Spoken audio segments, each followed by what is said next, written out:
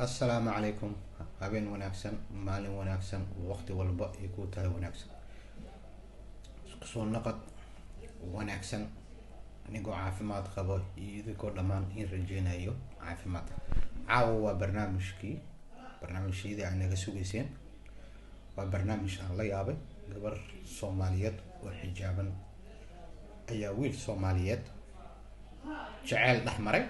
Markuu jacaylka dhexmaray ayuu shuruud markii gabarta jeclaato wuxuu uga dhigay inay xijaabkeeda siibto iyadoo madax qaawan haddii kale uu soo rabin.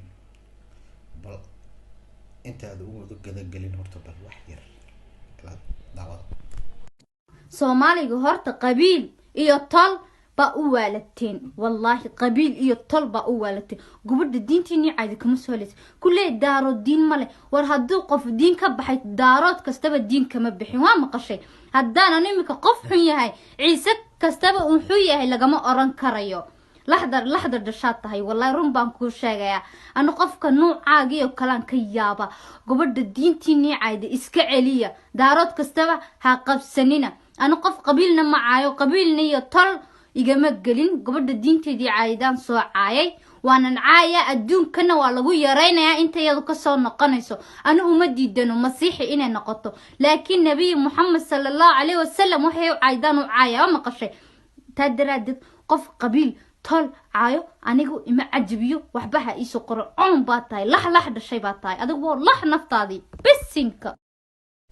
sidaa maqasheen gabartan waxay markaan u dagaalamaysaa gabar kale oo diinta ceysay. gabartii kale markay diinta ceysay waxay difaacaysaa diinta. waxay leedahay aniga qaabiil ma waxba igama gelin, qofkii diinta ceyso baan ceynayaa, shuqul kale kuma leh. kolley wiil Soomaaliyeed ay ka bacdi sabarteen, jacayl ku abuuray, in muddo ay wada socdeen. ka bacdina wuxuu shuruud uga dhigay isagoon ka faa'iideysanaya doqonnimadiisa. weli doqonnimadiisa aan dhihi karnaa waa ragga sharaftooda dadka ku dhiilo kamid yahay.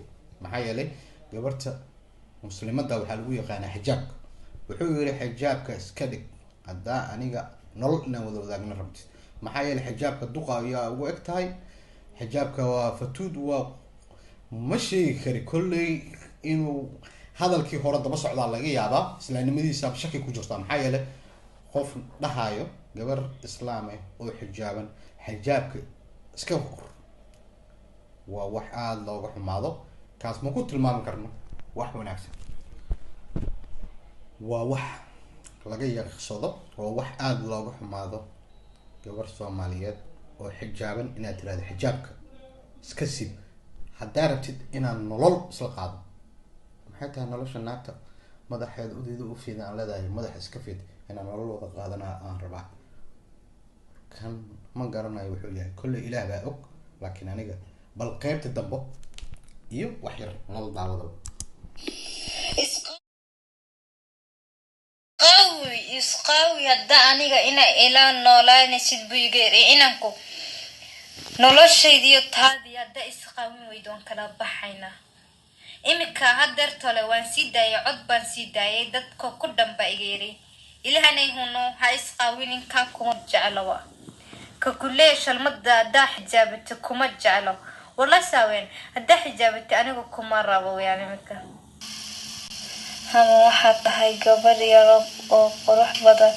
waa maasan tahay huno. والله اسكا عارسين يعني، والله إذا اسكا حنقسين يعني بس جعل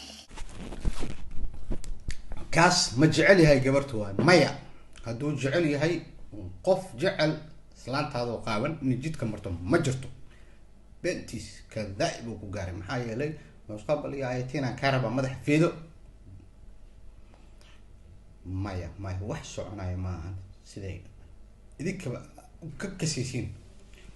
maxaa yeelay waa nin aada u xun. ragga Soomaaliyeed baryaan waa kusoo bateen inay dadka maaragtay marka hore beebeen u carab laadiyaan, markii dambena ay ku naqdaan mas oo ugu jiro marada hoostiisa.